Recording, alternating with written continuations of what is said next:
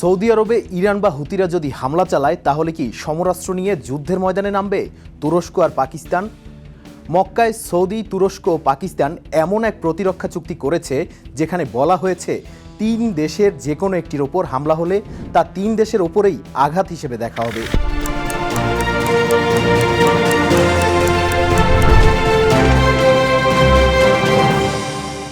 তাহলে কি অবশেষে তৈরি হয়ে গেল বহুল আলোচিত ইসলামিক ন্যাটো?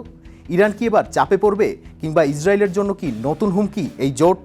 আর মধ্যপ্রাচ্যের যুদ্ধ কি আরও ছড়িয়ে পড়বে? সবচেয়ে বড় প্রশ্ন, যুক্তরাষ্ট্র কি তার গুরুত্বপূর্ণ মুসলিম মিত্রদের উপর নিয়ন্ত্রণ হারাচ্ছে? চলুন পুরো হিসেবটা মিলিয়ে দেখি আজকের দৃশ্যপটে। সঙ্গে আছি আমি নাদিম মারজান।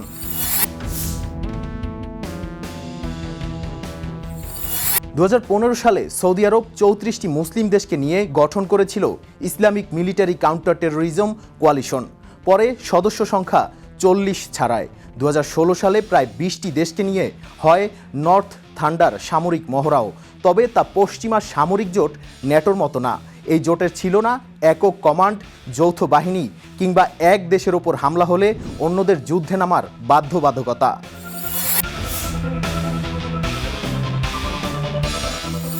সম্প্রতি পারস্পরিক প্রতিরক্ষার প্রতিশ্রুতি দিয়ে একটি চুক্তি করেছে পাকিস্তান, তুরস্ক ও সৌদি আরব।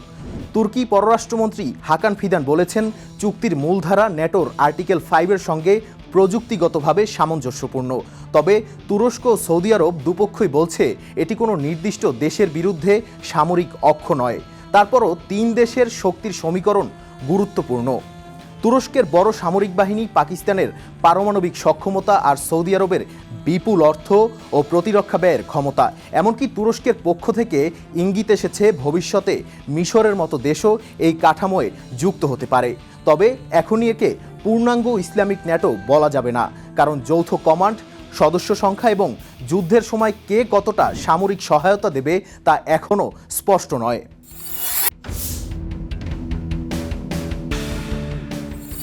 সৌদি আরবের সঙ্গে তুরস্ক ও পাকিস্তানের নিরাপত্তা সম্পর্ক শক্ত হলে ইরানের ওপর কৌশলগত চাপ বাড়বে, এটা সত্য। তবে তেহরানের জন্য সবটাই ক্ষতি নয়। তুরস্ক ও পাকিস্তান দুদেশের সঙ্গেই ইরানের সীমান্ত ও কূটনৈতিক সম্পর্ক রয়েছে, আর চুক্তিতে ইরানকে শত্রু বলা হয়নি। ইরানের সংসদীয় নিরাপত্তা কমিটির সদস্য ইব্রাহিম রেজাই এর মধ্যেই বলেছেন, তুরস্ক ও পাকিস্তানের সঙ্গে কাগজে চুক্তি করলেই সৌদি আরব নিরাপদ হবে না।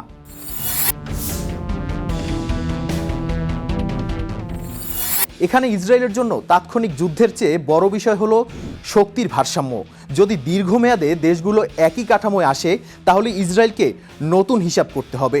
তবে 3 দেশই এখন ইসরায়েলের বিরুদ্ধে যুদ্ধের অবস্থানে নেই। তাই আসল প্রশ্ন, এই জোট ভবিষ্যতে কতটা কার্যকর আর কতটা বড় হয়।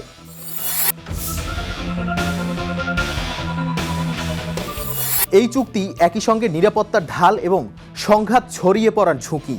শক্তিশালী প্রতিরোধ তৈরি হলে সৌদি আরবে হামলার আগে ইরান বা তার মিত্রদের দুবার ভাবতে পারে। কিন্তু হামলার পর যদি তুরস্ক বা পাকিস্তান সত্যি যুদ্ধে জড়িয়ে পড়ে তাহলে ইরান, ইয়েমেন ও ইসরায়েলকে ঘিরে চলমান সংঘাত মুহূর্তেই বড় আঞ্চলিক যুদ্ধের রূপ নিতে পারে।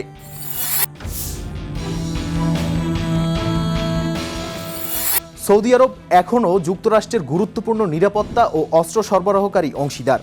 তাই ওয়াশিংটনকে বাদ দিয়ে রিয়াদ নতুন শিবিরে চলে যাচ্ছে এমন প্রমাণ নেই। বরং বার্তাটা হলো, সৌদি আরব নিজের নিরাপত্তার জন্য আমেরিকার পাশাপাশি আরও শক্তিশালী বিকল্প তৈরি করছে।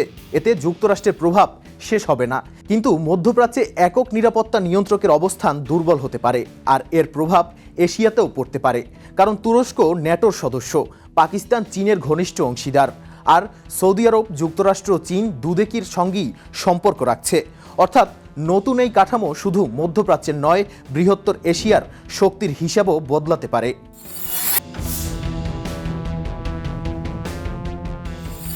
মুসলিম বিশ্ব এক হতে চলেছে। এখনই এমন সিদ্ধান্তে যাওয়া যাবে না, কারণ সৌদি আরব চায় নিরাপত্তা, তুরস্ক চায় আঞ্চলিক প্রভাব, আর পাকিস্তান চায় কৌশলগত নিরাপত্তা। অর্থাৎ এখানে ধর্মীয় ঐক্যের পাশাপাশি কাজ করছে জাতীয় স্বার্থ। তাহলে ভবিষ্যতে কি হলে এটাকে ইসলামিক ন্যাটো বলা যাবে? কিন্তু এটি যদি বাস্তব সামরিক সহযোগিতায় পরিণত হয় আর মিশর সহ আরও দেশ এতে যোগ দেয়, তাহলে প্রশ্ন ওঠে, এই চুক্তি কি কাগজের প্রতিশ্রুতিটি সীমাবদ্ধ থাকবে নাকি সত্যিকারের সামরিক জোটে রূপ নেবে? আর সেটাই ঠিক করবে মধ্যপ্রাচ্য ও এশিয়ার শক্তির ভারসাম্য বদলাবে কিনা। ইরান ইসরায়েলকে কতটা নতুন হিসাব করতে হবে আর যুক্তরাষ্ট্র তার প্রভাব কতটা ধরে রাখতে পারবে।